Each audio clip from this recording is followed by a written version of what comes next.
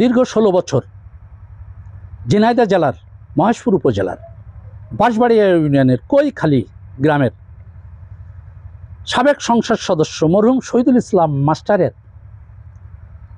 খুব নিকটতম রাজনৈতিক নেতা ছিলেন জাতীয়তাবাদী দলের মরহুম আবুল হোসেন।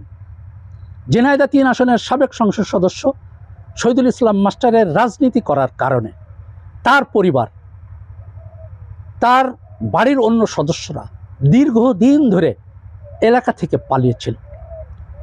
সেই সুযোগে একটি চক্র তার মাঠের জমি, ব্যবসা প্রতিষ্ঠান সব জায়গায় লুটতরাজ করেছে। দীর্ঘ 15 বছর এই পরিবারটি এলাকাতে আসতে পারেনি। আমরা যেখানে দাঁড়িয়ে আছি এটি হচ্ছে তার ব্যবসা প্রতিষ্ঠান। এই ব্যবসা প্রতিষ্ঠানকে কেন্দ্র করে একজন বেকার যুবক লোন তুলেছিল সরকারের কাছ থেকে, সেই লোন পরিশোধ করতে পারেনি। এই এলাকার যারা আসলে রাজনৈতিক সচেতন মানুষ আছেন তাদের সাথে আমরা যতটুকু কথা বলেছি তারা যেমনটি জানিয়েছেন, তার বাবা যেহেতু বিএনপির নেতা ছিল, এই কারণে সেই পরিবারের উপরে অত্যাচার এবং নির্যাতনের নির্মম যে আঘাত, সেই আঘাতটি এসেছে সেই পরিবারের। সর্বশেষ সেই ছেলে আপনার বাংলাদেশ ছেড়ে লিবিয়াতে আপনার পাড়ি জমায়।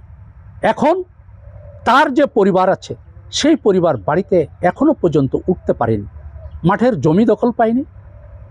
একদিকে পুলিশের অত্যাচার হয়েছে, অন্যদিকে যারা আসলে এই সমস্ত সন্ত্রাসী রেজিম করেছে তাদের অত্যাচারের ভয়ে, তাদের দীর্ঘ আপনার 15 বছরের যে অত্যাচার, সেই অত্যাচারের ভয়ে সেই পরিবারের কেউ এখনো পর্যন্ত মুখ খুলতে সাহস পায়নি। এখন আমরা তার পরিবারের সাথে আমরা একটু কথা বলবো, কি আসলে তার পরিবারের বর্তমান অবস্থা এটি আমরা একটু জানার চেষ্টা করব। আচ্ছা, আপনার নাম কি? মোহাম্মদ জয়া বেগম।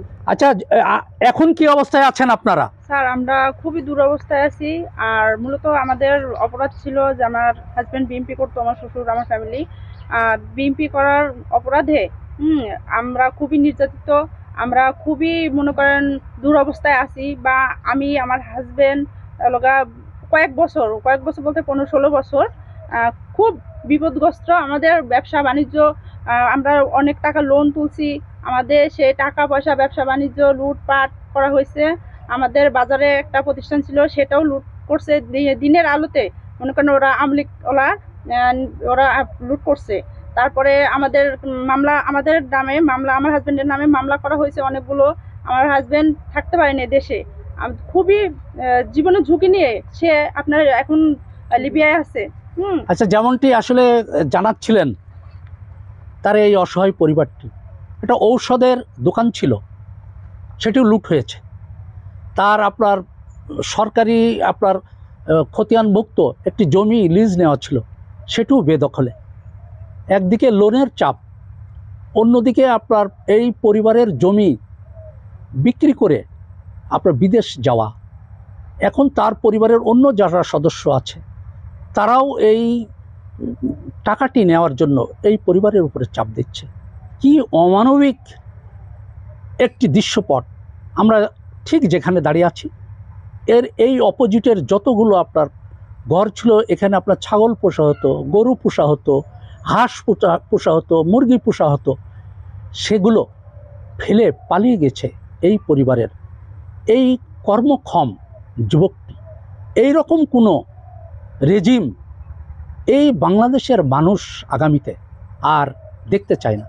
সরোয়ার হোসেন, মাই টিভি, মহেশপুর, ঝিনাইদহ।